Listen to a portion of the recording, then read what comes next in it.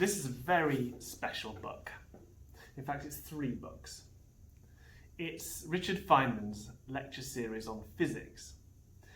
This is based on a series of lectures that Professor Richard Feynman gave at Caltech between about 1960 and 1963.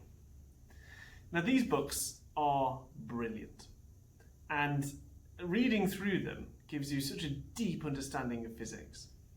What I want to do with this series of videos is section by section to read them and to try and pull out the details, to look at the examples that he uses and to explore the physics as he did in his lectures all those years ago. Now, what I recommend that you will need, if you want to read along with me, is to get yourself a copy of this. There are free editions of this on the internet. So go find those, or alternatively, get your book in hand. It might be worth having a pad of paper to scribble your notes down on as we go. Chapter 1, Atoms in Motion. Part 1, Introduction. Now, as with any introduction, Feynman doesn't really go into any great details on any particular thing here. He, more than anything, just sets out the way forward that he wants to go in. His point that he does make, though, is that he says that the test of all knowledge is experiment. And he says that this is the principle of science. And that with this, we can find out what is true and what is not. But he does point out the limitation of this idea. He says, what about when experiments go wrong? And he gives 2 clear ways in which an experiment might go wrong. The first is that it could go wrong for a trivial reason, that there's something wrong with the setup of the experiment. But the second is not such a throwaway reason. The second reason why the experiment might be wrong is that it is inaccurate. And that makes a more fundamental problem to us as scientists. And he uses the example of a spinning top, like this one here, which I can't seem to spin. Well, there we go. And he wants to know what happens if we put it on weighing scales.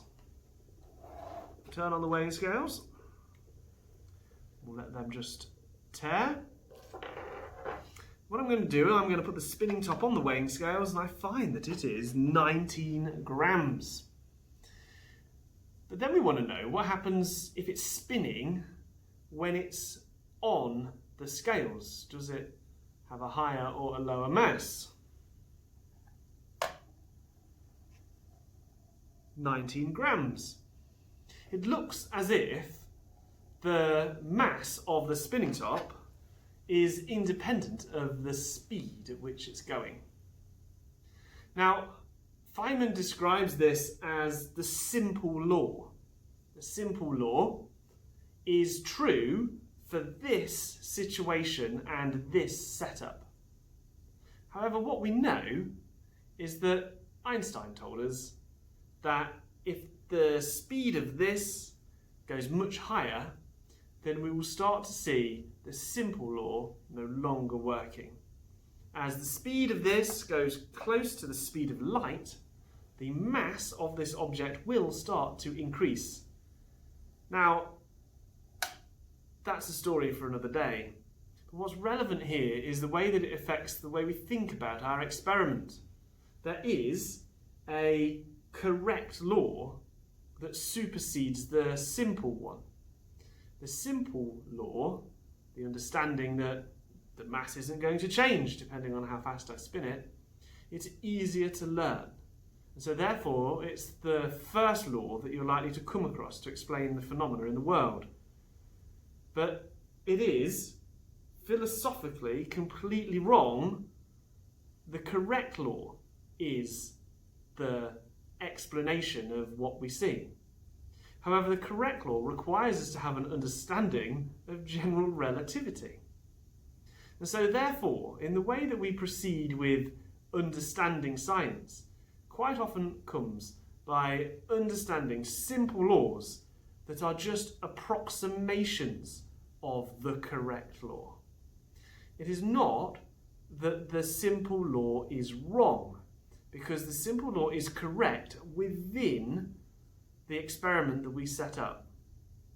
But more generally, the correct law is correct in all situations, and not just in the narrow set of situations that are tested by this experiment.